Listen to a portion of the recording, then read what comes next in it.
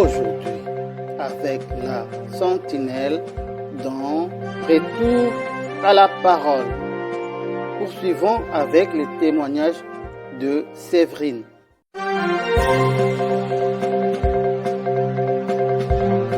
Télé-sentinelle. Shalom. À force de faire des recherches sur le spiritisme, elle est tombée entre les mains de Satan. Séverine nous raconte la deuxième partie de son témoignage. Suivons.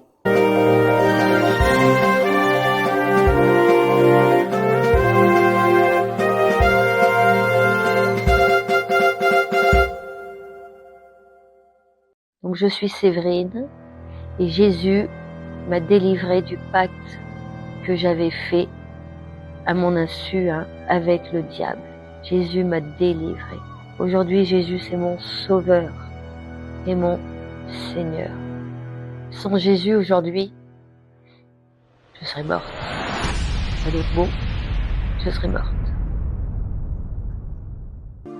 Et là, je m'en rappellerai, c'est comme dans un dessin animé.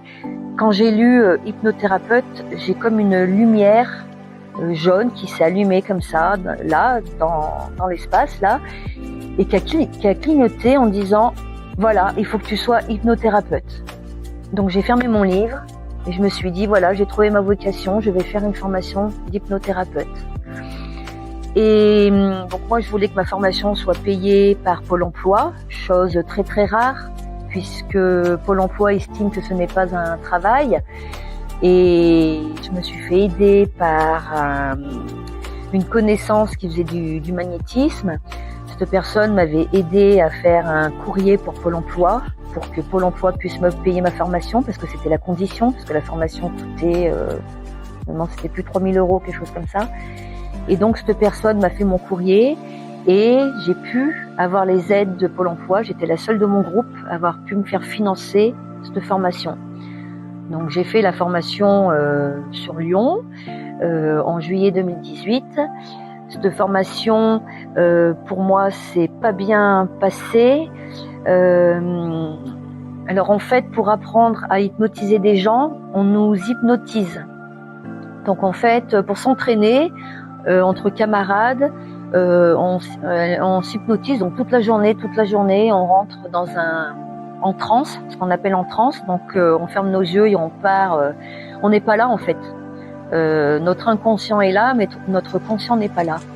Et la personne vient nous parler, nous dire des choses pour nous guérir d'un mal-être, on va dire. Et donc j'ai fait beaucoup d'hypnose et à un moment, plusieurs fois, je n'arrivais pas à revenir. Je partais. Donc ma première expérience, je devais revenir au bout de 2 minutes et en fait, je pleurais par terre et j'hurlais en disant laisse-moi, je veux rester où je suis. Je ne voulais plus ressortir de mon hypnose.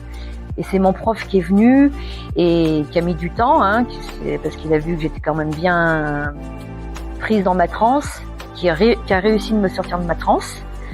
Et puis tous les 2-3 jours, quand on faisait des exercices, c'était de pire en pire. Je partais en transe profonde et ma dernière expérience, c'était sur la phobie. J'avais la phobie des serpents.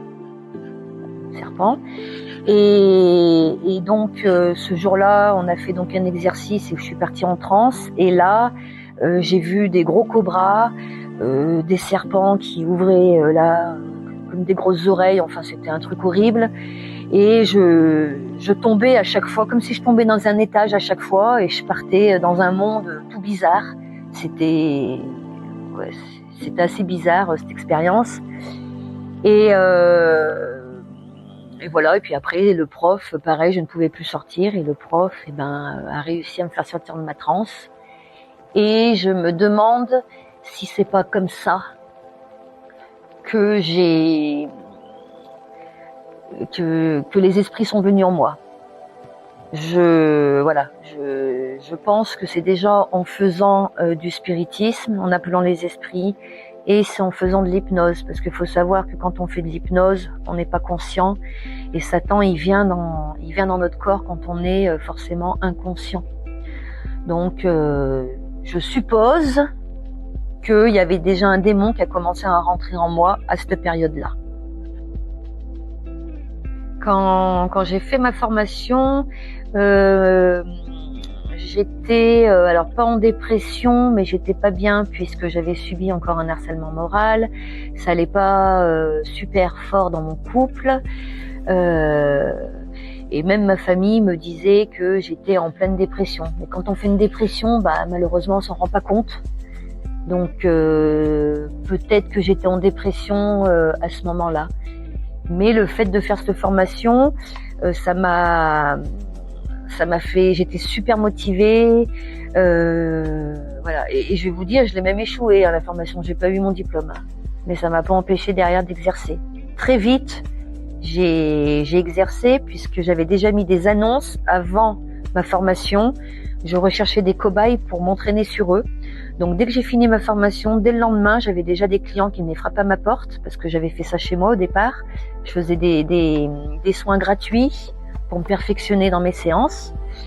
Et c'est en commençant à faire de l'hypnose avec les gens que je me suis aperçue que j'entendais leur mal-être. Avant de faire, en discutant avec eux, je leur faisais en fait une seule technique, parce qu'il y a plusieurs techniques en hypnose, plusieurs exercices, je me rappelle plus s'il y en a pas 15 ou 16, mais je faisais toujours la même technique, puisque en fait j'entendais le mal-être de la personne. J'avais déjà une petite voix, c'est ce qu'on appelle la clairaudience. J'entendais déjà le mal-être, mais je ne comprenais pas en fait. Je ne savais pas ce qui se passait. Et puis un jour dans ma tête, ça a été très très vite, mais un jour dans ma tête, on m'a dit mets ta main sur les chakras de la personne. Donc je disais à mes clients, écoute, au lieu de t'endormir, je vais essayer une nouvelle technique, je vais poser ma main sur tes chakras et je vais voir si tout fonctionne correctement. Et de fil en aiguille, dès que je descendais sur un chakra, j'arrivais à voir un peu le passé de la personne et les émotions de la personne. Et en fonction de ce que je ressentais, à ce moment-là, je faisais la séance d'hypnose à la personne et je travaillais sur la racine du mal. Parce qu'il faut savoir que, par exemple, si une personne vient me voir parce que, par exemple, il y en avait une qui m'avait beaucoup marqué, elle était anorexique. On n'est pas anorexique comme ça, c'est qu'on a eu un jour un trauma dans notre vie qui nous a rendu anorexiques ou boulimiques ou dépressifs, enfin bref. Mais notre conscient ne sait pas ce qui s'est passé dans notre vie. Les temps sont durs. Il y a certaines pratiques que la Bible condamne et vous devez les savoir. Parcourons la parole de Dieu. Retour à la parole.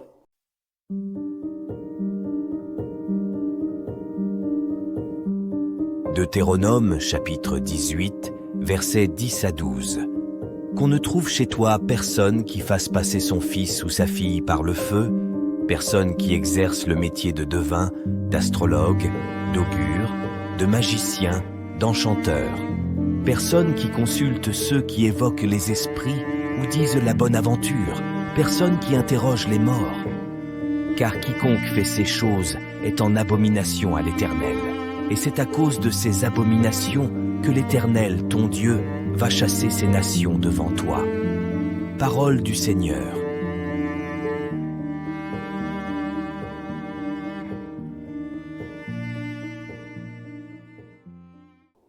Bien-aimés frères et sœurs, soyez vigilants. Les diables rôdent autour de nous comme un lion, cherchant qui dévorer, dit la parole de Dieu. Tous ces gourous qui vous prêchent le spiritisme sous couvert de la spiritualité ont un seul but, celui de vous entraîner à commettre des actes abominables. Faites attention, soyez vigilants, bien-aimés dans le Seigneur. Pour aujourd'hui, la sentinelle s'arrête ici. Si le retour de notre Seigneur tarde à venir, nous allons continuer demain avec ces témoignages. Mais entre-temps, prenez bien soin de vous. Que le bonheur, la grâce et la paix du Seigneur vous accompagnent tout au long de cette semaine. Aujourd'hui, la sentinelle vous dit bye.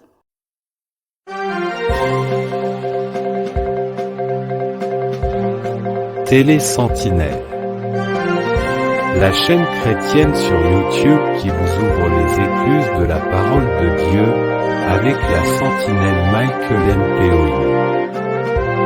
C'est le temps de nous réveiller du sommeil spirituel.